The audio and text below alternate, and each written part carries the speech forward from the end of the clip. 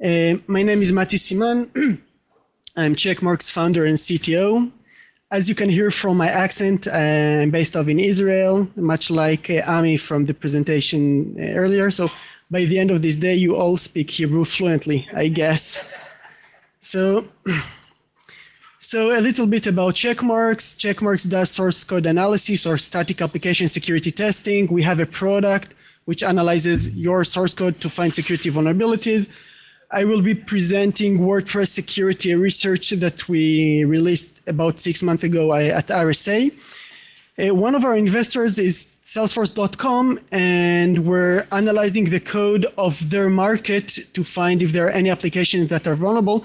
I'm mentioning that because it will be tightly related to another part of my presentation towards the end of this session.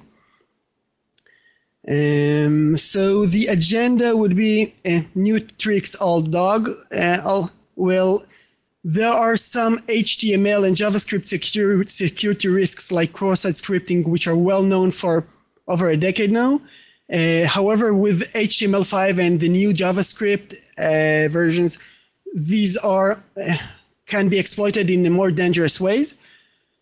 On top of that, HTML5 adds some new stuff that may lead to security vulnerabilities, and HTML5 in certain aspects is too good, and this opens up a new set of vulnerabilities. So I'll talk about all these aspects during this presentation. Are you able to see what's written on the screen?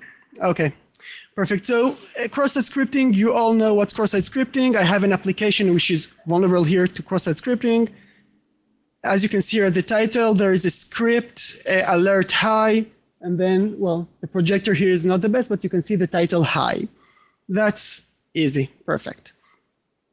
Now we can do something which is well known, and to make it sticky. Let's say that I have one page in my application which is vulnerable to cross-site scripting, and the hacker wants to actually grab some data from a different page which is not vulnerable to cross-site scripting.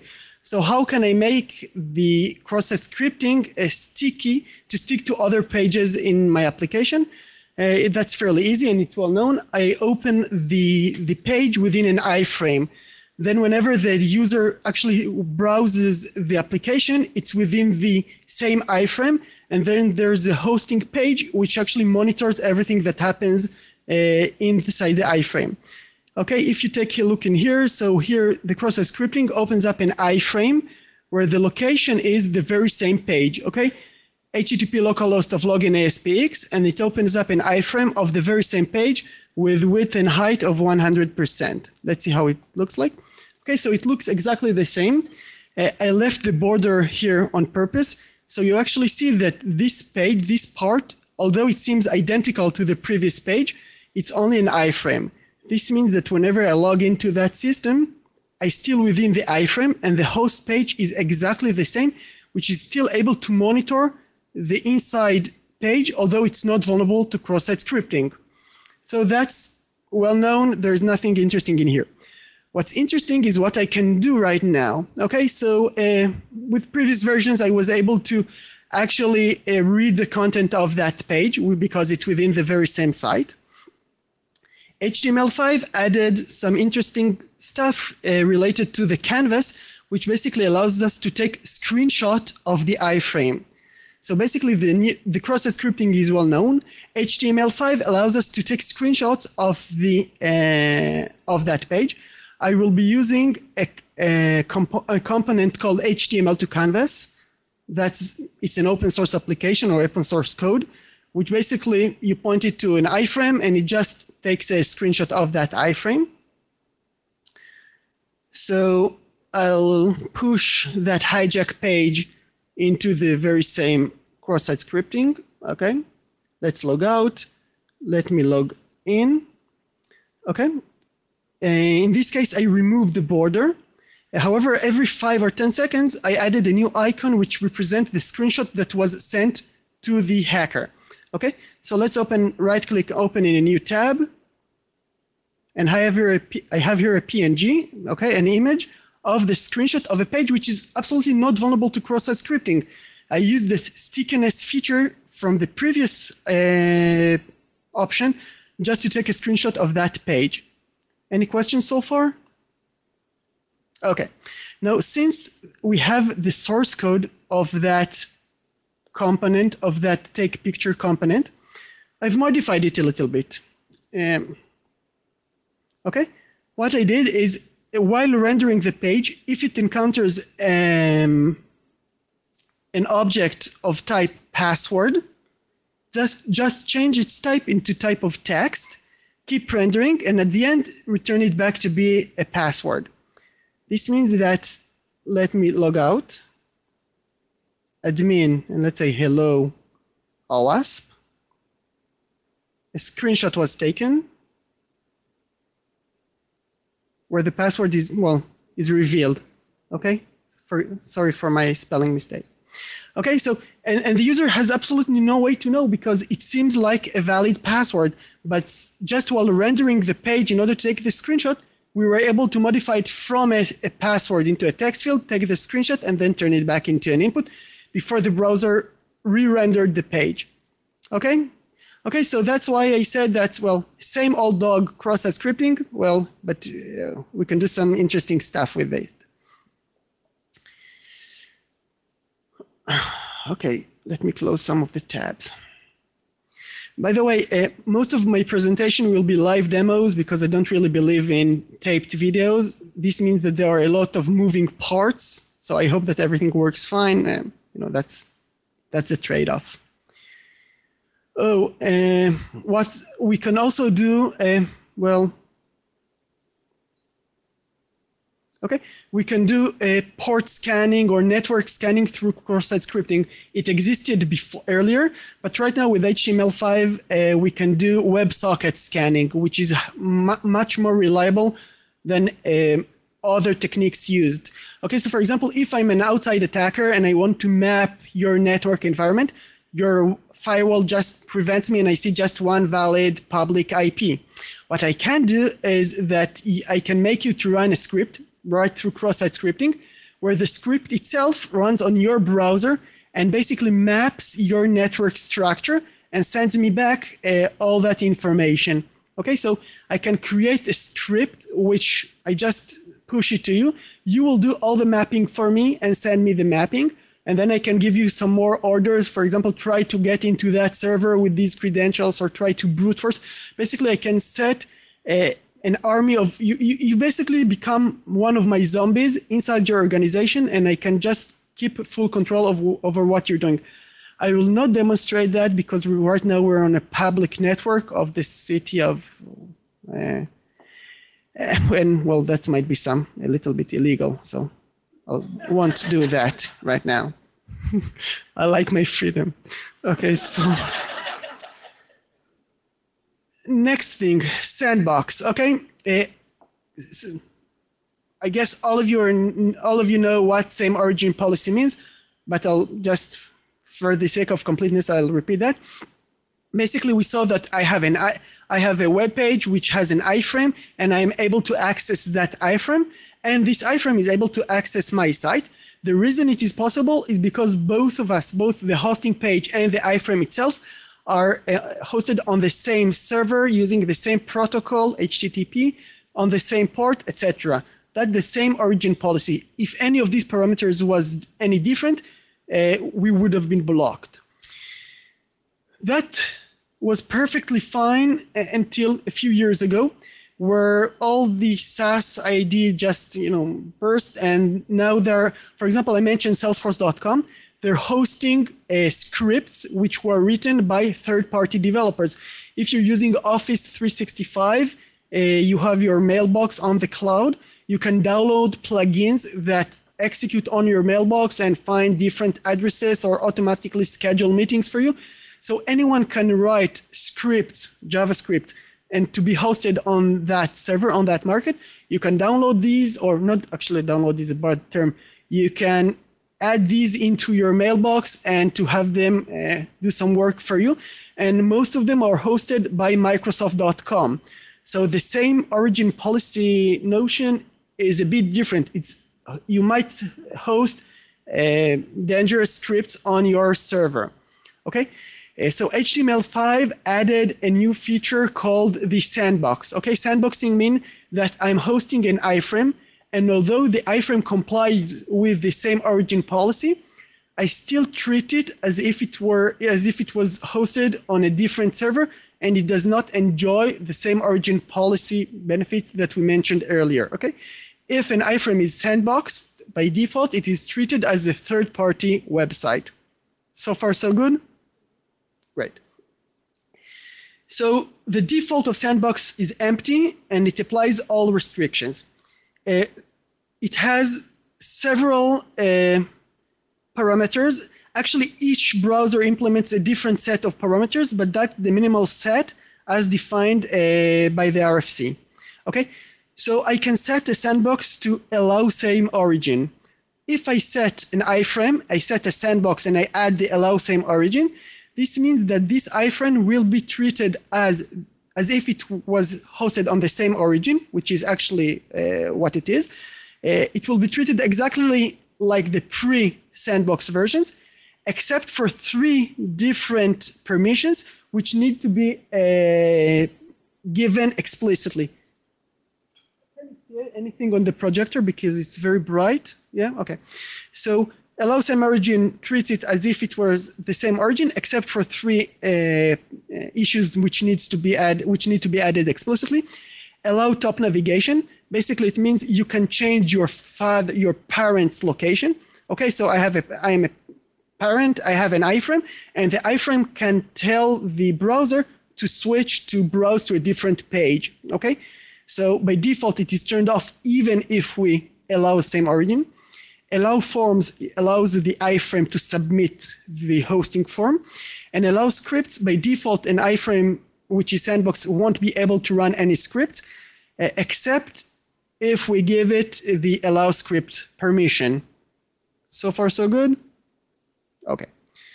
So now let's see some interesting stuff. Okay, on the top right-hand side, I left the list so you can have it just to memorize. So let's start. I have just a simple iframe, no sandbox, and the hosted page basically pops up an alert. What will happen when I launch it? Okay, I have a page which has an iframe, not a sandbox iframe, just a simple iframe, and the iframe pops up an alert, tries to pop up an alert. What will happen? Will we see the pop-up or not? Okay, so by the raise of hands, how many say that I will see a pop-up? Okay, and how many of you don't think I will see pop-up? How many of you think? Okay. Okay, so because by default, an iframe is very similar to what we've seen before, and it is not sandboxed, clicking in here actually shows up the pop-up. Okay, we don't benefit from the new restrictions or new security features given by the sandbox. That's fine. Now we will do exactly the same. Okay, just let me show you the previous one. The host, okay, just has an iframe, and the embedded page just pop-ups an alert. Now I just changed the hosting page. Let me just, okay. I changed the hosting page, so I just added the sandbox capability, okay? Now but the embedded page is exactly the same. Well, what will happen right now? I'm sorry? It won't pop up, right? Okay, it doesn't pop up. And if we open the debugger, we see that here that the blocked script execution because the document frame is sandboxed. That's nice. Now let's do the very same embedded page that pop-ups the alert. I have an iframe with a sandbox, but the sandbox allows scripts and same origin. Okay, let's do that. Okay, that would be the host. Okay, I have an iframe with an ID. Okay, sandbox allows same origin and allows script. Okay, so will we see the pop-up right now or not? Okay, perfect. Okay, that was easy so far. Now let's do something like that. the very same hosting page, okay, sandbox, allow scripts, allow same origin policy, and the embedded page tries to navigate its parent. Will that work or not? It won't work, right? Why won't it work? Right, because we didn't have the allow top navigation capability. Okay, that's the only thing missing in here. Okay, so the host will be something like allow same origin and allow scripts. And the embedded page basically tries to change the location of its parent. And it doesn't work. Okay, why it doesn't work? Unsafe JavaScript attempt, etc., etc. That's fine. Now we go to the fun part. If I'm allowed to run script and the browser treats me as if I were at the very same origin, I can basically access my parent, right? To do anything except for navigating out. So I can get access to its DOM, document object model. So I can add new capabilities like navigating the top. Make sense? Let's see how it looked like. Okay, the host allows same origin and allow script. The embedded page does something like that. It goes to its parent, looks for itself as an iframe for its sandbox, and adds the allow top navigation capability. And then we can try to navigate to a different page. So by accessing my parent, I'm able to modify the DOM and to add some new capabilities. Make sense so far? So what will happen when I try to run this script? Will it navigate to Google? No, it doesn't. Why is that? Because Chrome is a good browser. Unlike Firefox, which for the very same URL does navigate to Google. Okay? Latest version of Firefox. Unlike Internet Explorer, which navigates to Google. Well, just to be fair, Firefox is the latest version and Internet Explorer is not the latest version. I think that's version 8 or 9. The most recent versions are able to handle this properly. And that's really interesting. Let's take a look here at Chrome. Okay, it didn't work at Chrome, which means that Chrome is secured. And that's really interesting because when we try to inspect that element, we see, well, for those of you who can see, we see that the sandbox actually has the allow top navigation capability. The children was able to access the parent, to access its DOM, to modify the capability to allow top navigation. But Chrome is smart enough to know that this capability was added through a script of one of my children, and it doesn't allow me to go outside, where Firefox and Internet Explorer do not remember exactly who actually added this capability. Okay, so that's really interesting. The sad thing is we, as an application developer, we can do anything with that. There's nothing we can do. If we host a market, the most we can do is to allow scripts and to allow same origin. And we just need to hope that the browser that the developers the users are using is a good browser. The RFC itself does not say anything whether it's allowed or forbidden. So just by chance, it doesn't work at Chrome. Any questions so far? Yeah.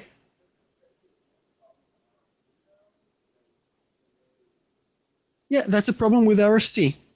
Yeah. Okay, the question was whether the problem is with the RFC or with the browsers. Yeah, with RFC. Okay, well, according to the latest version that I saw, maybe it was modified since. I think that if your internal page refresh or navigated, then those new styles will apply to the new page. You might try navigating the internal sandbox. I tried several stuff. It didn't work well for me.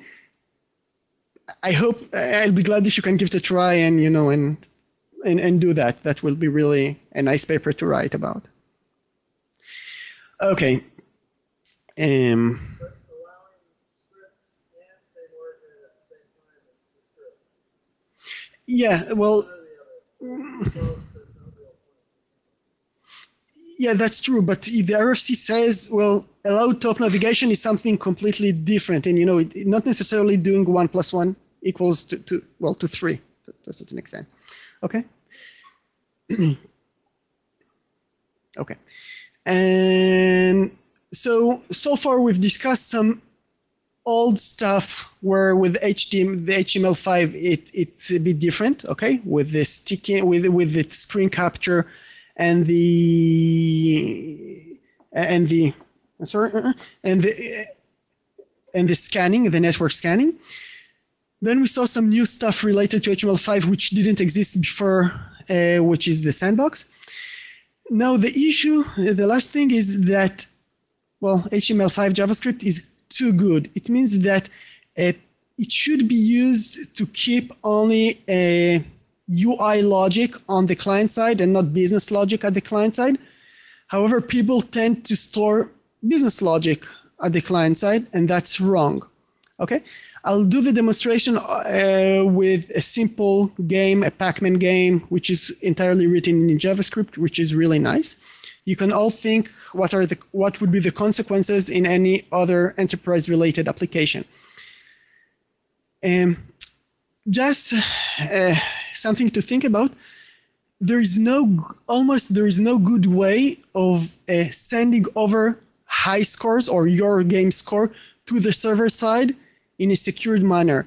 There are plenty of discussions over the internet, and the more you think about it, there's almost absolutely no way to write a game, a JavaScript game, which at the end of the game pushes your results to the server in a way that the hacker won't be able to manipulate the results. Okay, we'll open up this discussion towards the end of this demonstration. And as I mentioned, there are plenty of moving parts in this part of the demo, so I hope everything works fine, including your city's network. So let's see. Okay, so that's just a nice Pac-Man with, okay, nothing, okay, that's a Pac-Man. And basically that's the world's largest Pac-Man, so you can go to some more screens right here. You can just move from one screen to the other. Okay, entirely written in JavaScript, which makes me happy. Okay, let's just pause it for a sec. Okay, perfect. So HTML5 added the concept of local database, okay, a lightweight database. Usually the first thing you would do is to take a look at the database to see what the application decided to store there. So at the local storage, we see that they actually store my score, which you can see here at the top. Okay, 1, 2, 3, 4, 5, 6, 7, 8. I can modify to, well, 3, 2, 1, hit F5, refresh the screen, and that's about it. Okay, so I was able to change my high score. Now, so far it is hosted locally. So the next thing I would like to do is to actually see what else is stored locally, which is actually being sent to the database. So what object is always stored locally and always sent to the database with every request? The cookie, right, that's correct. So let me do the following.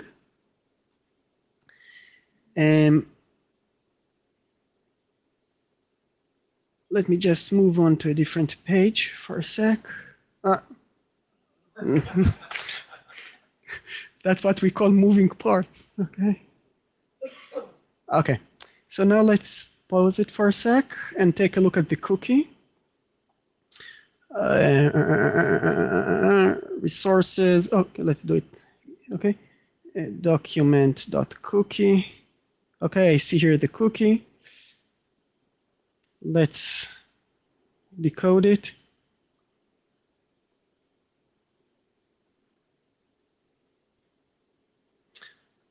Okay, so we see here that for the screen -13, -25, I ate 24 dots. I got 88,000 points. I died 0 times. Good for me.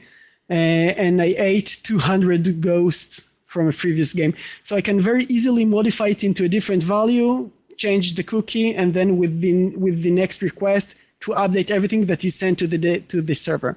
Okay. So once again, it's nothing new with JavaScript. It always existed, but the fact that I can do all that very easily on the client side means that the developers try to push a lot of business logic to the client instead of just UI logic. Now, the interesting part would be that we can actually modify the JavaScript itself.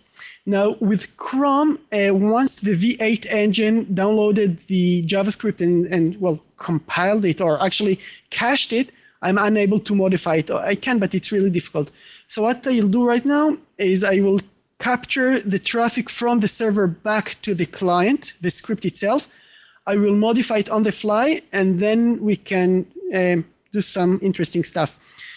So for that, first of all, I'll set up a proxy.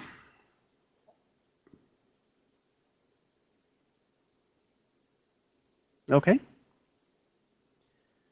I'll turn on barp in capture mode, and I will refresh. I will refresh with Shift F5 because otherwise the script is cached. The downside of burp or any other proxy is that it's really slow. So we'll take, okay. So we captured the JavaScript. Okay, we got it in here. I will just copy paste. I'll show it in a minute what I copy paste into here. I'll push that code into, just a sec, I'm looking for something.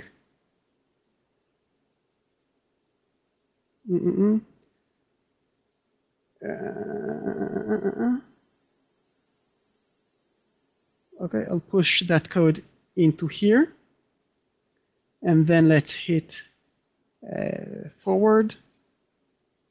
Let's get back into here.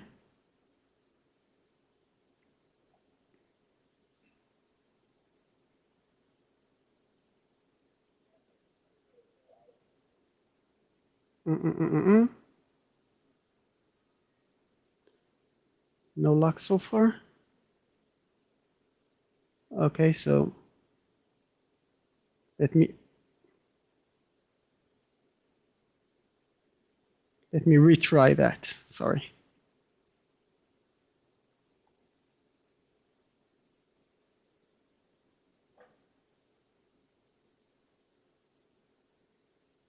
Meanwhile, I'll just show you the code that I tried to push.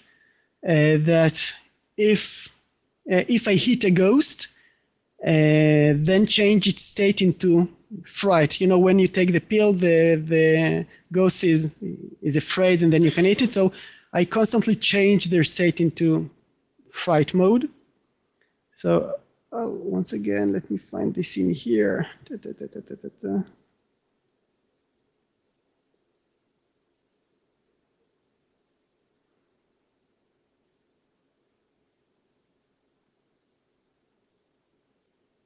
Okay, intercept off. Oh, I forgot to hit the forward button. I think I forgot to hit the forward button, so I'll give it one last chance, otherwise we'll just... Okay, so, well, if you've noticed, well, yeah, I'm not afraid anymore. Now, it's really fun because each time I eat a ghost, my score doubles. So very quickly, I hit an integer overflow and fun stuff. Okay, so well, so that's what, well, obviously that's what you can, so, okay, you got the idea. So all I have to do is just to keep waiting and to get some. Okay, so that, now it will ring forever. Okay, so you got the idea. Okay, so once again, nothing new, but the idea is that everything is hosted on the client and I can very easily modify it. I can modify the business logic of your application. All of you, I'm sure all of you know that, but your developers not necessarily know that. So you should make sure that there is no business logic hosted on the client. Any questions so far? Okay. Now, last but not least, it's a demonstration of something that works, sadly, 25% of the time I demo it. So I hope we'll get the chance to see it working. It's pretty complicated. Let me go back to the presentation. Okay, so for the next trick, I will need a volunteer for a minute. Yeah, come over, please.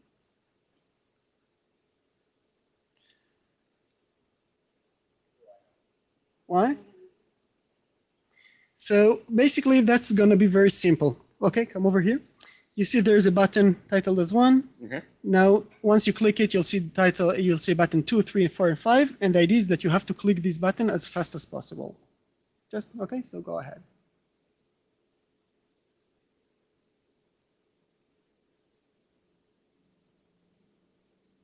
Okay, so it didn't work. Well, thank you very much. Okay, because you're... Yeah, that's it. So let me show you what I wanted to demonstrate. As I said, it works fine for about 25–30% of the times, which is good enough if you if you blast a lot of users. Basically, the idea is that you see my mouse cursor? Well, that's not my cursor. My cursor is about 300 pixels on top of that. I just present a GIF there. This means that when I try to hit the 1, well, basically my mouse is over here. When I hit the 2, my mouse is around here. And when I try to hit the 3, it will be the allow button to keep track of your location. Okay? And then 4. Just a sec, just wanted to show you something else. Let's start from the beginning. Okay, 1, 2, 3, 4. Okay, so well, it didn't work perfectly fine, but if you take a look here at the console, well, it seems like, oh, because of the sorry. The proxy was still on, and Google does not serve me because the certificate is not valid because it's an HTTPS. So I need to turn off that. Okay, my bad. So let's start from the beginning. Okay, so 1, 2, 3, 4, 5, and that's me. Okay, because I just allowed the site to start tracking my camera and microphone. Okay, now obviously I didn't have to put it on screen. I can just send it to the hacker directly. I know that my mom wouldn't notice the small banner whether she allows anything or not. Okay, she would just play that excellent game. Okay, so let me just clear that.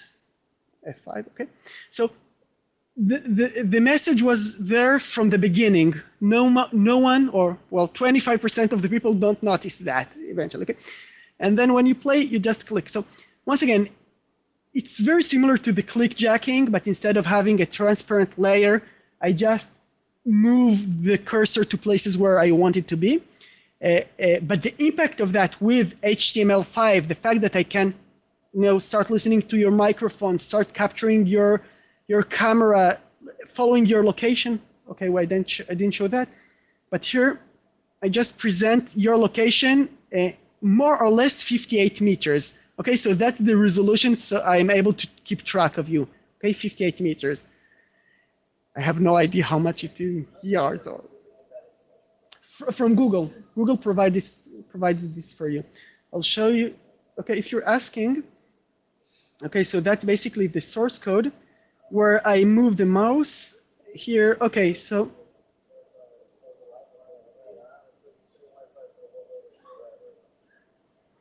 yeah, using the Wi-Fi, it's able to determine it, and all these are services provided by Google. Okay. So that's basically it, I think. Okay. Getting back to the very first slide, new tricks, old dog. Okay, cross-site scripting, clickjacking, but they can do interesting stuff. New stuff in HTML5, and the fact that developers feel that JavaScript is a good client-side JavaScript is a good platform to write business logic is maybe a bad idea. Any questions? Thank you very much for hosting me here.